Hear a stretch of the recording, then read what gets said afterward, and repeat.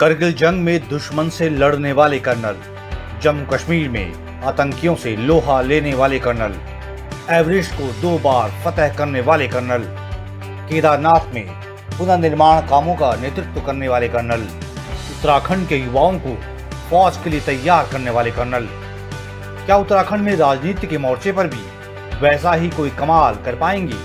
क्या कर्नल अजय कोठियाल उत्तराखंड में आम आदमी पार्टी के लिए गेम चेंजर साबित होंगे? इस वीडियो में आज इसी पर करेंगे चर्चा।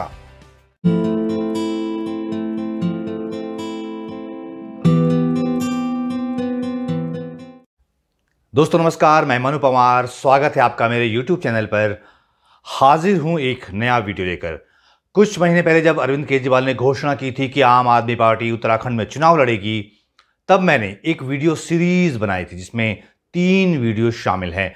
उन तीनों वीडियो के लिंक आप नीचे डिस्क्रिप्शन में भी देख सकते हैं। उन वीडियो में मैंने उत्तराखंड में आम आदमी पार्टी की चुनौतियों, उसकी संभावनाओं, उसकी ताकत, उसकी कमियों और उत्तराखंड के ज़रूरी सवालों का शुरुआती आकलन करने की कोशिश की थी।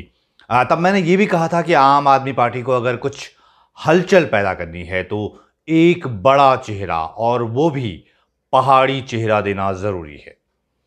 आम आदमी पार्टी ने ये कर दिया है। सेना से वॉलंटरी रिटायरमेंट ले चुके और उत्तराखंड में अपने काम से चर्चित हुए कर्नल अजय कोठियाल को धूमधाम से आम आदमी पार्टी में शामिल करा लिया गया है।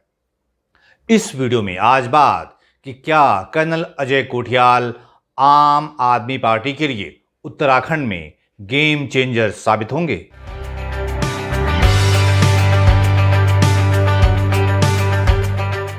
इस पर बात करने से पहले यह जानना जरूरी है कि कर्नल अजय कोठियाल पर आम आदमी पार्टी ने दांव क्यों लगाया। वैसे ये तो आपने अब तक यहाँ वहाँ पढ़ ही लिया होगा, कर्नल कोठियाल के बारे में गूगल कर लिया होगा।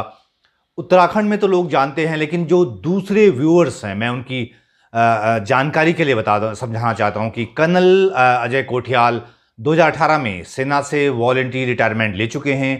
उत्तराखंड में उन्होंने 2 बड़े कामों के लिए बहुत प्रसिद्धि बटोरी, बहुत नाम कमाया। उन्हें उस काम के दम पर बहुत सम्मान मिला है। एक है 2013 में जो उत्तराखंड में आपदा आई थी, बहुत भीषण आपदा थी। उसके बाद केदारनाथ घाटी में पुनर्निर्माण का काम, और दूसरा जो उनका बहुत बड़ा काम है वो है कि यूथ फाउंडेशन की स्थापना करके उन्होंने उसके ज़रिए पहाड़ के सैकड़ों युवाओं को फौज के लिए तैयार किया, बाकायदा इसकी ट्रेनिंग दी और इसका बहुत फ़ायदा हुआ। वो युवा फौज में, अर्धसैनिक बलों में चुने गए, सेलेक्ट हुए। इस तरह कर्नल अजय कोठियाल की वजह से पहाड़ में कई परिवारों का भला हुआ है। इससे पहाड़ में एक बहुत बड़ा समर्थक वर्ग कर्नल अजय कोठियाल ने तैयार किया। ये उनकी सबसे बड़ी कामयाबी है, ये कर्नल कोठियाल की सबसे बड़ी ताकत भी है। आम आदमी पार्टी ने कर्नल अजय कोठियाल की एंट्री के लिए जिस तरह का माहौल बनाया, उससे अंदाजा लगा सकते हैं कि उसने 2022 के उत्तराखंड विधानसभा चुनाव को लेकर कितनी उम्मीदें लगाई हुई हैं। कर्नल कोठियाल ने तमाम ऊहापोह के बाद आखिरकार अपनी राजनीतिक पारी शुरू कर दी, जबकि उनका राजनीति में आने का शोर पिछले कुछ वर्षों से लगातार सुनाई दे रहा था। कभी उनकी बीजेपी में जाने की तैयारी, तो कभी कांग्रेस से चुनाव लड़ने की चर्चाएं हर बार उठती थीं, लेकिन उतनी ही तेजी से फिर बैठ भी जाती थीं। 2019 के लोकसभा चुनाव में उनकी जब बीजेपी और कांग्रेस से बात नहीं बनी तो कर्नल कोठियाल निर्दलीय चुनाव में उतरने का माहौल बना रहे थे, लेकिन माहौल बनाकर न जाने फिर क्यों पीछे हट गए। इससे उनके समर्थक मायूस भी हुए। उनमें अच्छा संदेश नहीं गया, क्योंकि वो कर्नल कोठियाल को एक फाइटर, एक हीरो के तौर पर देखते हैं। खैर, अब फाइनली कर्नल कोठियाल ने फैसला लिया और वो उत्तराखंड में आम आदमी पार्टी का प्रमुख चेहरा बन गए।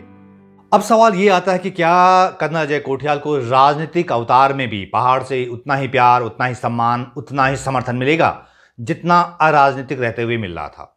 तो मैं इस बारे में किसी नतीजे तक पहुंचने में फिलहाल थोड़ा हिचकूंगा, क्योंकि राजनीति की जमीन बहुत खुरदुरी होती है, बहुत ऊबड़ खाबड़ होती है।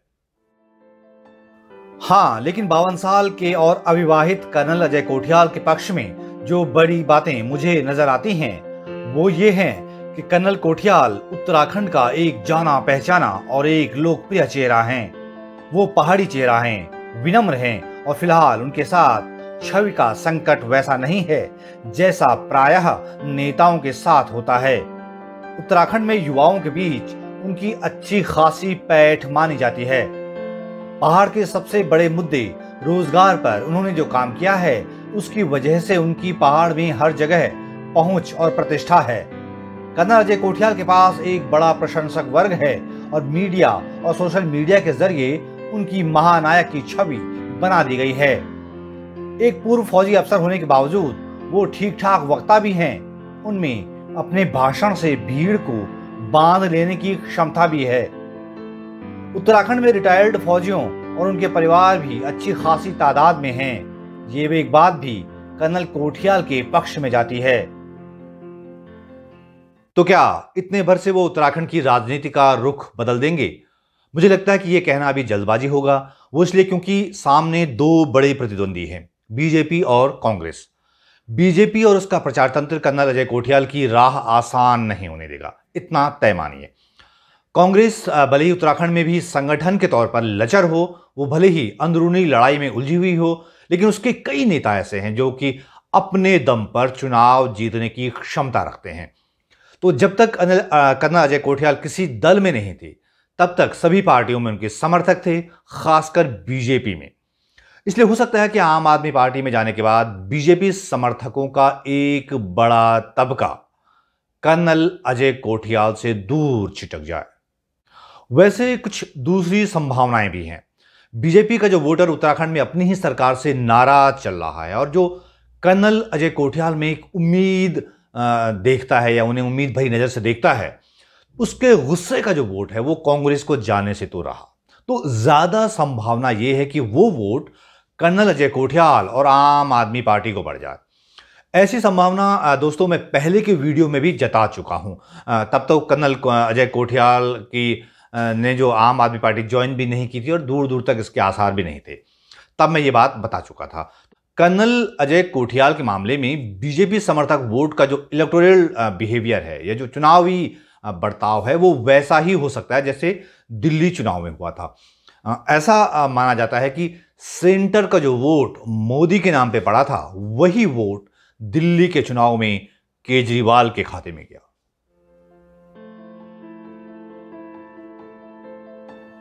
कर्नल कोठियाल की आम आदमी पार्टी में एंट्री के बाद एक बात तो तय है कि अब कर्नल कोठियाल को बीजेपी के भारी भरकम प्रचार तंत्र के हमलों का सामना करना होगा। बीजेपी के डिजिटल प्रचार तंत्र की तोपें तो कर्नल कोठियाल की तरफ अभी से तन भी गई हैं, खासकर सोशल मीडिया पर। बीजेपी के समर्थक चाहे वो पार्टी के लोग हों या दूसरे हों या मीडिया से जुड़े मोदी समर्थक लोग हों, वो कर्नल कोठियाल की पॉलिटिकल चॉइस पर सवाल खड़े करने लगे हैं। साथ में कर्नल अजय कोठियाल के केदारनाथ में किए गए पुनर्निर्माण कार्यों पर भी सवालों को हवा दी जा रही है।